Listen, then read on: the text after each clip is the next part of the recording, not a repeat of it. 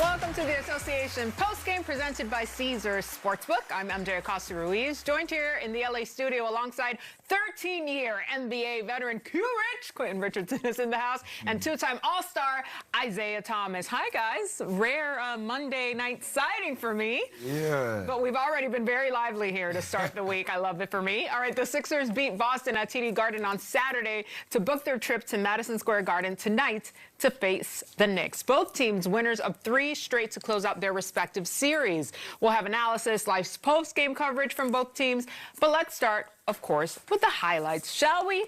This is how it went down in New York. Half the celebrities in New York were at the Knicks game, the other half at the Met Gala. We love it. This is where the action was. Brunson, ready to go. Maxey has been killer for the Sixers. 2 big men hugging it up before they battle it out. First quarter. Here's Brunson, not over the rookie. Wow. Brunson got it going early. Setting the tone, as he tends to do. Later in the first, he's back. Not even PG could stop that one. At all. All right, let's go to the other end of the floor. Embiid, talked about him being the X factor for the Sixers. Got to be on the interior. Truly. Next possession. Here's the, come on. He had it going the whole first half. 14 points in the first quarter. Yes. Minute later, OG, who has been phenomenal in the postseason. Wow.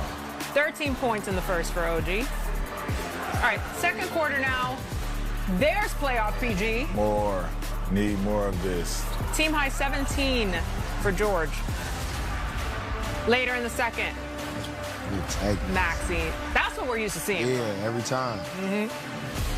But on the other end, Carl Antonio. For 3. What's that? Carl Antonio. Okay, big bodega. He said, hold on. Exactly. See, you're picking up what I'm putting down, Q-Rich. Look at that. Get in there. Feels like Joel just said, you know what? You got it. I know. Lucky. All right, under 3 to go before the break. Huge mismatch. Goodness. And Brunson knew it, so he took a shot in the paint. A few possessions later. All right, let's get the rebound. Clean it up, fellas. That was a tough one right there. He just missed that first 3, too. Look at Jimmy Fallon. About a minute later, or a minute left, rather. JB. Yeah, I think he had 11 overrun in the second half, in the first half. All right, just before the halftime break. All I'm saying is JB got a little bit of time before he be looking like me and his daddy. Stop, I'm screaming. I'm just going to say that. I'm going to put that out there. He ain't got much longer. He Holding on to him. way back here. I get it. Spike. Good Spike. I was just asking how old Spike is. He's been around. It's the same. He sure does. Third quarter now. Hey. OG. My God. They controlled the game from the jump. Yeah, they did. Cat. Woo! That was clean. All right. More Jalen Brunson, huh? No one's shocked. This wasn't even chippy enough for me to revisit when Cat and Joel was fighting back in the day. We can't even talk about that. It wasn't even close enough. The Knicks win 137-98, the final. 35 points for Jalen Brunson. Look at that. In this outing. Come on home, JB. Oh, I see what you're talking about now. We got to let him out. Soon come. Francisco Lindor, by the way. Oh. Just chilling. All right, the Knicks joined the 2025 Cavs and the 1986 Celtics as the only teams ever with consecutive 30-point playoff wins. New York shot 63.1% from the field, the best shooting performance in Knicks playoff history. A lot to a little. Here's Jalen Brunson after the game. All right, Jalen, I don't know if you're feeling deja vu, but another night of just executing the offense to a T. What has you guys clicking on all cylinders? Just focus. I think the way we played on defense to start the first half really propelled us offensively. Making good reads, getting out transition, and obviously the ball going in the hoop. I love that you talked about the defense, too. It was absolutely suffocating tonight. You guys are so in sync. It's like you're finishing each other's sentences. How much confidence do you have in just the defensive effort of all guys? Yeah, as long as we're focused and paying attention to the detail, all the little things. And I mean, we can play great defense, but we gotta stay focused. You know, we gotta stay poised and composed through all this. It's a best-of-7 series for a reason. So despite tonight's score, I mean, is your mindset just to not let the foot off the gas? Tonight's over with. You got to focus on next game. It's back to 0-0. Whether you win by 1 or 30 or whatever, it's one win. You know, you got to continue to do it. Congrats on the win. Thank you so much, Jalen. Thank you. Appreciate it. We will need to revisit the math with Jalen later, but I got what he's saying. Stay focused on the bigger picture. For sure. All right, so the Knicks have won 4 straight games by 15 points or more, becoming just the 6th team in NBA playoff history to do this. The record is 5 straight by the Lakers. That was over 40 years ago. Not my whole lifetime. That's crazy.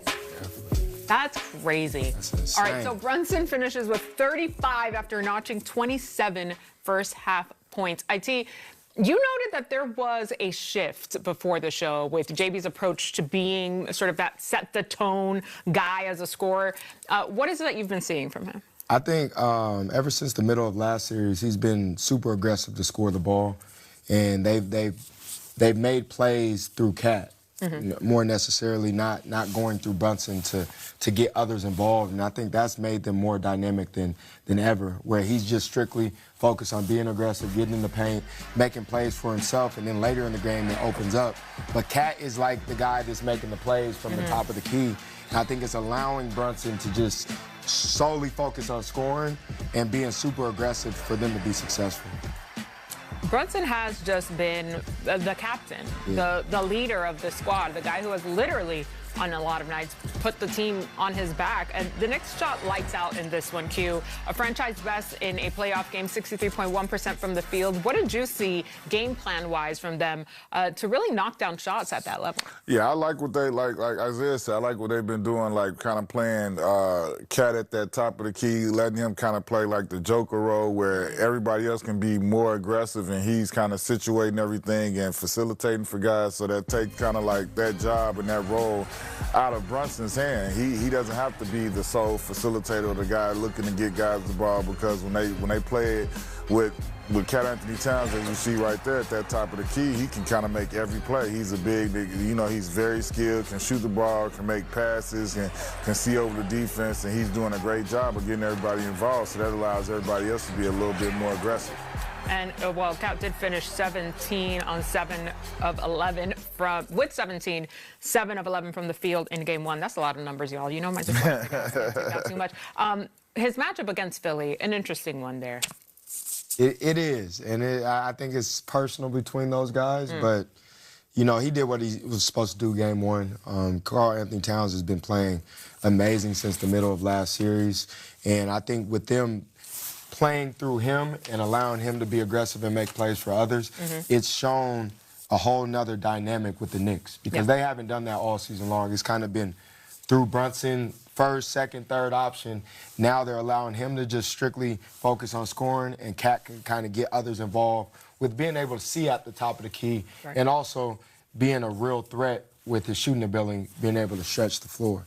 All right, let's get you out to the post-game podium. Nick Nurse is at the podium right now. Or exhaustion or anything like that, but if you just honestly look at the game, you guys seem tired. How much of a factor did that play in, and when did you really start to notice it? Well, you know, again, you can't make excuses. That's for sure. We knew it might be difficult, but you're never gonna go into the game and say this is going to happen. You got to see it played out. And I really thought it was okay there at the start, but obviously it kind of hit us. You know, and I just thought kind of towards the end of the first, you know, we just weren't getting, like I said, that 6 straight mid-pick and rolls were just too easy. You know, just all so, you know, it wasn't challenged like, you got to challenge one way or the other at the rim or the three. Somebody's got to be running out there to challenge, and we couldn't get around them, back in front of them. You know, we left them open for too many wide open threes. You know, we even gave up a couple, well, I think it's one or two maybe dunks behind us. We got to clean all that stuff up, you know. How about Tyrese in line for 13-minute free throws at halftime? You mentioned free throws before. I believe Robinson and Towns have 3 fouls apiece on them. Do you feel like that could have been used as an advantage? Yeah, I mean, it was super physical. I think they played really physical. I don't think, you know, we did get to the line some, but I thought in that same kind of run, I think we had 3 turnovers, and they were just kind of on ball. You know, they're physical. You know, there's body hits, there's slaps, whatever, but you got to be able to at least secure the ball and not cough it up. I think we coughed 2 of the 3 up for pick sixes down to the other end, and that's just, you know, you can't do that in the playoffs. We got to, again, I thought it was physical. I didn't think we handled it great.